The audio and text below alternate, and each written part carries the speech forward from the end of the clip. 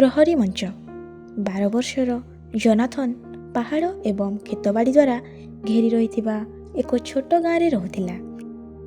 ଗାଁର ଗୋଟିଏ କଡ଼ରେ କାଠରେ ତିଆରି ଏକ ପୁରୁଣା ପ୍ରହରୀ ମଞ୍ଚ ଠିଆ ହୋଇଥିଲା। ଅନେକ ବର୍ଷ ପୂର୍ବେ ଜଗୁଆଳିମାନେ ବିପଦ ଉପରେ ନଜର ରଖିବା ପାଇଁ ଏହା ଉପରକୁ ଚଢ଼ୁଥିଲେ, କିନ୍ତୁ ଏବେ ଏହା ପ୍ରାୟତଃ ଶାନ୍ତ ରହୁଥିଲା। ଦିନେ ଜୋନାଥନ୍‌ଙ୍କ ଆଈ କ୍ଲାରା ତାଙ୍କୁ ସେହି ମଞ୍ଚ ପାଖରେ ଭେଟିବାକୁ କହିଲେ। ଜୋନାଥନ୍ ଯେତେବେଳେ ଉପରକୁ ଚଢ଼ିଲା, ସେ ଦେଖିଲା ଯେ ଆଈ ହାତ ଯୋଡ଼ି ଶାନ୍ତ ହୋଇ ବସିଛନ୍ତି। ଆମେ ଏଠାକୁ କାହିଁକି ଆସିଛେ? ସେ ପଚାରିଲା। ଆଈ କ୍ଲାରା ହସିଲେ। ଏହି ମଞ୍ଚଟି ଏକ ଗୁରୁତ୍ୱପୂର୍ଣ୍ଣ କଥାର ସ୍ମାରକୀ ଅଟେ। ବହୁତ ଦିନ ପୂର୍ବେ ଲୋକମାନେ ଗାଁକୁ ରକ୍ଷା କରିବା ପାଇଁ ଏଠାରେ ଠିଆ ହେଉଥିଲେ। ଆଜି ଭଗବାନ ଆମକୁ ଏକ ଭିନ୍ନ ଉପାୟରେ ଅନ୍ୟମାନଙ୍କୁ ରକ୍ଷା କରିବାକୁ କହୁଅଛନ୍ତି, ପ୍ରାର୍ଥନା ମାଧ୍ୟମରେ। ଜୋନାଥନ୍ ଟିକିଏ ଭ୍ରୂକୁଞ୍ଚନ କରି ପଚାରିଲା, କିନ୍ତୁ ପ୍ରାର୍ଥନା କରିବା ଦ୍ୱାରା ଲୋକଙ୍କୁ କିପରି ସାହାଯ୍ୟ ମିଳିବ?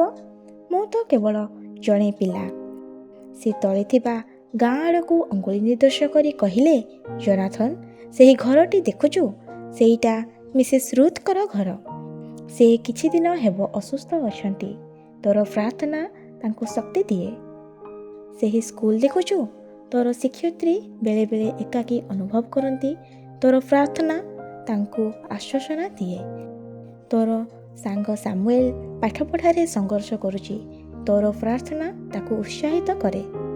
ସେ ଟିକିଏ ରହିଗଲେ ଏବଂ ତା କାନ୍ଧରେ ନରମ ହାତ ରଖିଲେ। ଏଫେସୀୟ 6:18 ଆମକୁ ସତର୍କ ରହିବାକୁ ଏବଂ ସମସ୍ତଙ୍କ ପାଇଁ ପ୍ରାର୍ଥନା କରିବାକୁ ଶିକ୍ଷା ଦିଏ, କାରଣ ପ୍ରାର୍ଥନା ଅଦୃଶ୍ୟ ହେଲେ ମଧ୍ୟ ଏହା ଅତ୍ୟନ୍ତ ଶକ୍ତିଶାଳୀ। ଜୋନାଥନ୍ କିଛି ସମୟ ଭାବିଲା। ତାହାହେଲେ ପ୍ରାର୍ଥନା କରିବା ଜଣେ ଜଗୁଆଳି ହେବା ପରି?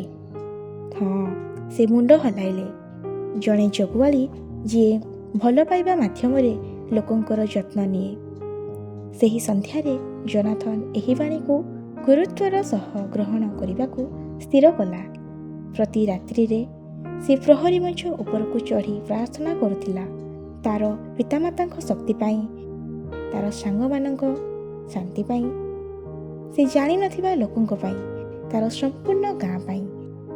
ସମୟ ବିତିବା ସହିତ ଜୋନାଥନ୍ ଏକ ସୁନ୍ଦର ପରିବର୍ତ୍ତନ ଲକ୍ଷ୍ୟ କଲା। ତାର ନିଜ ହୃଦୟ ଅଧିକ ଶକ୍ତିଶାଳୀ, ଦୟାଳୁ ଏବଂ ଶାନ୍ତିପୂର୍ଣ୍ଣ ଅନୁଭବ କଲା। ଏବଂ ଯଦିଓ ସେ ସବୁବେଳେ ଫଳାଫଳ ଦେଖିପାରୁନଥିଲା, ତଥାପି ସେ ନିଜ ସମ୍ପୂର୍ଣ୍ଣ ହୃଦୟର ସହିତ ବିଶ୍ୱାସ କରୁଥିଲା ଯେ ପ୍ରତିଟି ପ୍ରାର୍ଥନା ମାଧ୍ୟମରେ ଭଗବାନ କାର୍ଯ୍ୟ କରୁଅଛନ୍ତି। ଦିନେ ତାଙ୍କ ଶିକ୍ଷୟିତ୍ରୀ ତାକୁ କହିଲେ, ଜୋନାଥନ୍, ମୁଁ ଜାଣିନି କାହିଁକି, କିନ୍ତୁ ଆଜିକାଲି ମୁଁ ବହୁତ ଉତ୍ସାହିତ ଅନୁଭବ କରୁଛି, ଯେମିତି କିଏ ଜଣେ ମୋ ପାଇଁ ପ୍ରାର୍ଥନା କରୁଛି। ଜୋନାଥନ୍ କେବଳ ଧୀରେ ହସି ଦେଲା। ଆଈ କ୍ଲାରାଙ୍କ ଶବ୍ଦ ତା ହୃଦୟରେ ପ୍ରତିଧ୍ୱନିତ ହେଲା। ପ୍ରାର୍ଥନା ହେଉଛି ଜଣେ ବିଶ୍ୱାସୀର ପ୍ରହରୀ ମଞ୍ଚ। ଯଦି ଆମେ ଶାରୀରିକ ଭାବରେ କାହାକୁ ସାହାଯ୍ୟ କରିପାରିବା ନାହିଁ, ତଥାପି ଆମେ ସବୁବେଳେ ପ୍ରାର୍ଥନା କରିପାରିବା।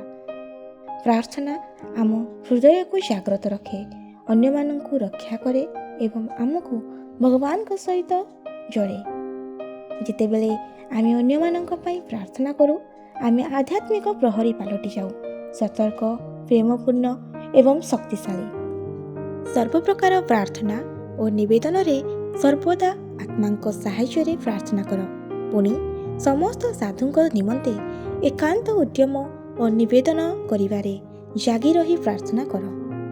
ଏଫେସୀୟ 6:18